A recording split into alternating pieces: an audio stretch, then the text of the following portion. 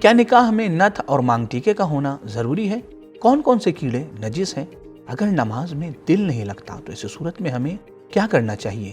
آئیے ان سوالات کے جوابات جانتے ہیں اس ویڈیو میں۔ سبیل کمنٹ وہ پروگرام ہے جس میں آپ اپنا سوال ہمیں کمنٹ باکس میں بھیجتے ہیں اور ان میں سے سلیکٹڈ سوالوں کا جواب پوری دنیا میں 100 سے زیادہ علماء کے ذریعے دیا جاتا ہے۔ بسم اللہ الرحمن الرحیم، نحمدہ ونصلی علی رسولہ الکریم وعلی آلہ الاطیبین الاطہرین۔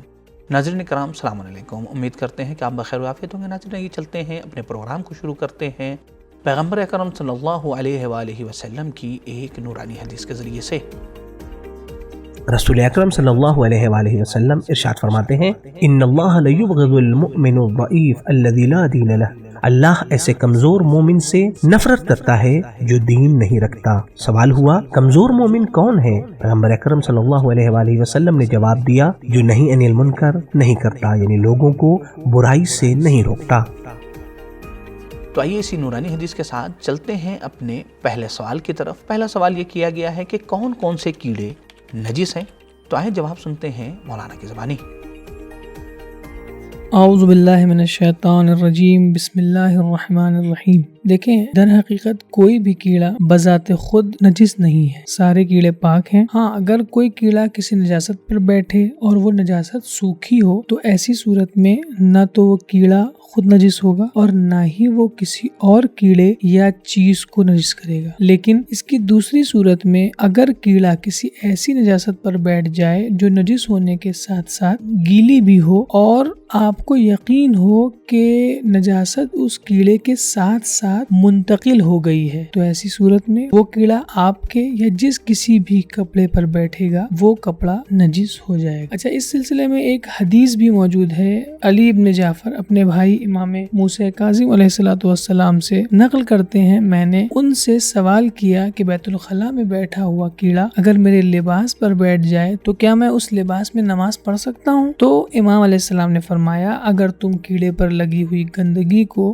دیکھ لو تو ایسی صورت میں تمہیں لباس دھونا پڑے گا، لیکن اگر نجاست کیڑے کے بدن پر دکھائی نہ دے تو عین نجاست دور ہو جانا ہی کافی ہے اور نماز صحیح ہوگی۔ اس سلسلے سے ایک اور مسئلہ بھی بیان کر دوں جس کے سلسلے سے مومنین کی طرف سے اکثر سوال بھی ہوتا ہے، وہ یہ کہ اگر کوئی کیڑا آپ پر بیٹھا ہے، مثلا مچھر، اور وہ آپ کا خون چوس رہا ہے، تو اگر آپ نے اس وقت اسے مار دیا جب وہ خون چوس رہا تھا تو وہ خون نجس ہے اور اس سے آپ کا ہاتھ بھی نجس ہو جائے گا۔ لیکن اگر وہ آپ کا خون چوس کے اڑ گیا اور اس کے بعد آپ نے اسے مارا تو وہ خون پاک ہوگا۔ تو جو آپ کا اصل سوال تھا کہ کون کون سے کیڑے نجس ہیں، تو کوئی بھی کیڑا نجس نہیں ہے بلکہ سارے کیڑے پاک ہیں۔ والسلام علیکم ورحمۃ اللہ وبرکاتہ۔ مومنین کرام، اگر آپ سبیل میڈیا گروپ کو سپورٹ کرنا چاہتے ہیں تو پیٹریون کے ذریعے سے منتھلی ممبرشپ حاصل کر سکتے ہیں۔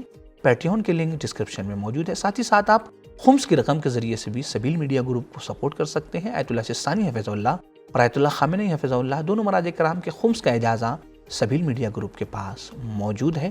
تو آئے چلتے ہیں اپنے دوسرے سوال کی طرف۔ دوسرا سوال یہ کیا گیا ہے کہ مولانا نماز میں دل نہیں لگتا، اس کے لیے کیا کرنا چاہیے؟ اور ہم جب نماز پڑھتے ہیں تو ادھر ادھر کے خیالات آ جاتے ہیں تو اس سے کس طریقے سے بچیں؟ آئے جواب سنتے ہیں مولانا کی زبانی۔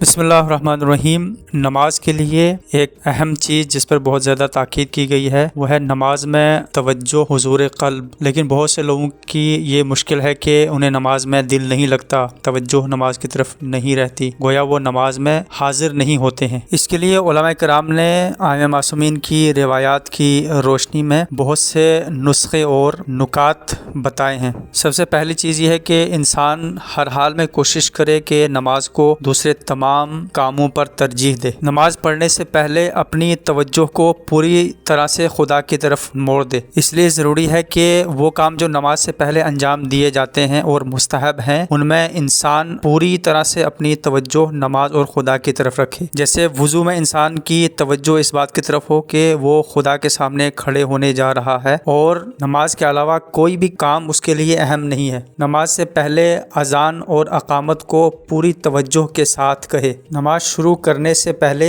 6 बार अल्लाह अकबर कहे। खुदा पर तवक्कुल करते हुए नमाज शुरू करे कि अब मेरी तवज्जो पूरी तरह से खुदा की तरफ है और मेरी दुनिया का जिम्मेदार मेरा खुदा है, ताकि नमाज में उसका ध्यान दुनियावी उमूर की तरफ न जाए। नमाज पढ़ते वक्त उसका ध्यान नमाज के अफ़आल, आमाल और अज़कार की तरफ रहे, जैसे सूरह हम्द और दूसरा सूरा पढ़ते वक्त उसके मानी की तरफ तवज्जो रखे। नमाज के दूसरे अज़कार के वक्त उनके तर्जुमे और मानी की तरफ तवज्जो रखे। नमाज के लिए किसी ऐसी जगह का इंतखाब करे जहाँ शोर शराबा ना हो, कोई डिस्टर्बेंस ना हो। इसलिए बेहतर है कि इंसान मस्जिद में और जमात के साथ नमाज पढ़े। नमाज में ख्यालात को कंट्रोल करे, यानी जो भी ख्याल उसकी तरफ आ रहा है उसे खुदा की तरफ मोड़ दे। अगर इंसान इन बातों पर अमल करेगा तो धीरे धीरे उसके अंदर तवज्जो भी पैदा होगी, हुजूर क़ल्ब भी पैदा होगा और नमाज में उसका दिल भी लगेगा। अलबत्ता इस सिलसिले में खुदा से दुआ भी करना चाहिए और आइम्मा मासूमीन से तवस्सुल भी इसमें बहुत मुअस्सिर है।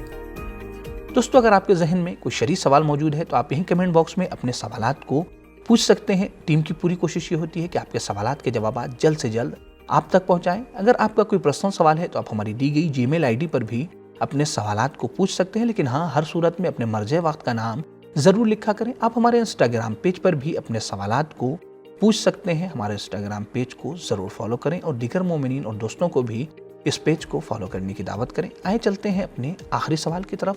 आखिरी सवाल बहुत ही अहम सवाल है जो शादियों के सिलसिले से है कि निकाह में नथ या मांग टीका का होना ज़रूरी है क्या, और वो किसकी तरफ से होना चाहिए? शरीयत क्या कहती है? क्या ससुराल वालों की तरफ से होने चाहिए या मैके वालों की तरफ से? आइए जवाब सुनते हैं मौलाना की ज़बानी। बिस्मिल्लाहिर्रहमानिर्रहीम। देखें, सबसे पहले तो शादी में जो चीज़ अहम और ज़रूरी है वो ये है कि लड़का और लड़की आपस में राज़ी हों और निकाह का सेगा जारी हो, मेहर मुअय्यन हो। इसके अलावा कुछ चीज़ें मुस्तहब हैं जो इस तरह से हैं कि 2 गवाह मौजूद हों, रात में अक़्द पढ़ा जाए, अक़्द जारी होने से पहले खुतबा का पढ़ना, शादी का ऐलान करना, वलीमा करना वगैरह। लेकिन ये जो सवाल आपने किया है कि मांग में टीका या नथ का होना, तो शरीयत इस्लाम से इसका कोई रब्त नहीं है। हाँ, मुमकिन है कि ये ख़वातीन के लिए अलग अलग इलाकों में जीनत के लिए लगाया जाता हो, तो इसका निकाह के होने या ना होने से कोई ताल्लुक़ नहीं है। यानी अगर ये चीज़ हो तो भी निकाह हो सकता है और अगर ना हो तो भी निकाह पे कोई हरज नहीं होगा। हाँ, आखिर में इस बात की तरफ तवज्जो करने की ज़रूरत है कि हमें अपनी शादी को इस्लामी शादी बनाने की कोशिश करनी चाहिए, जिसमें फजूल खर्ची, दिखावा, शो ऑफ, मिक्स गैदरिंग जैसे हराम और गलत चीज़ों से दूर रहें, परहेज़ करें और इस तरह का कोई काम ना करें कि जो अइम्मा अलैहिमुस्सलाम की नाराज़गी का सबब बन सके। वस्सलामु अलैकुम वरहमतुल्लाहि वबरकातुहू। सोते वक्त पैर क़िबले की तरफ करना सही है या नहीं? रात को सोने और सुबह उठने का इस्लामी तरीका क्या है? रात भर सोने के साथ साथ पूरी रात हम इबादत किस तरीके से कर सकते हैं? आइए जानते हैं।